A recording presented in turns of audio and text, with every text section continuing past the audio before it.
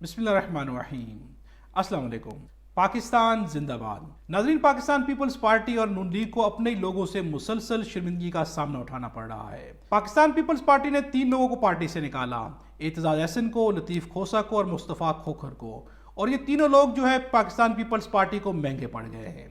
Party छोड़ने के बाद इन 3 लोगों ने ऐसी ऐसी बातें करना स्टार्ट कर दी हैं कि जो मुसलसल पाकिस्तान पीपल्स पार्टी की हकीकत को सामने लेके आ रही हैं। एतजाज अहसन ने भी पाकिस्तान के आइन और सुप्रीम कोर्ट का साथ देने का फैसला कर लिया है और कहा है कि हम जो है पाकिस्तान बचाने के लिए निकल रहे हैं, और सबको एक मैसेज जारी कर दिया है कि सब लोग आएँ और पाकिस्तान बचाने के लिए हमारा साथ दें। हम आपको सुनाते हैं कि एतजाज अहसन ने क्या कहा है और फिर इस पर डिटेल में बात करते हैं।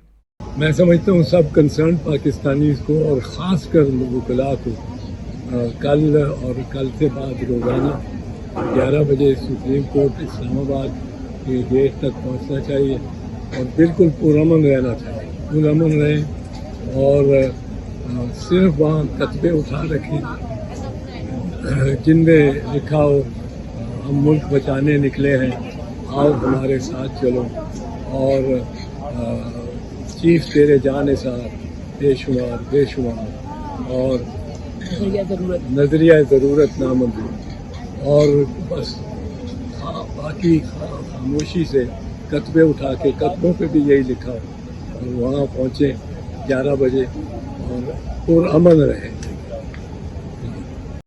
एतजाज अहसन ने बहुत ही मुख्तसर सा पैगाम रिलीज़ किया है। उन्होंने अपनी वीडियो रिकॉर्ड की, उस वीडियो में कहा है कि तमाम लोगों को दावत देता हूँ कि वो जो है सुप्रीम कोर्ट के बाहर जमा हों और उनके पास बैनर्स होने चाहिए जिनके ऊपर लिखा हो हम मुल्क बचाने निकले हैं, आओ हमारे साथ चलो। एतजाज अहसन ने कहा कि जो है एहतजाज है पुरअमन होना चाहिए और ये एहतजाज जो है सुप्रीम कोर्ट के हक में होना चाहिए। हमें ये भी लिखना चाहिए कि हम जो है चीफ जस्टिस के साथ खड़े हैं और उन पर अपनी जान भी निसार करने को तैयार हैं। एतजाज अहसन काफ़ी अरसे से अपनी ही पार्टी के खिलाफ बोलते रहे हैं।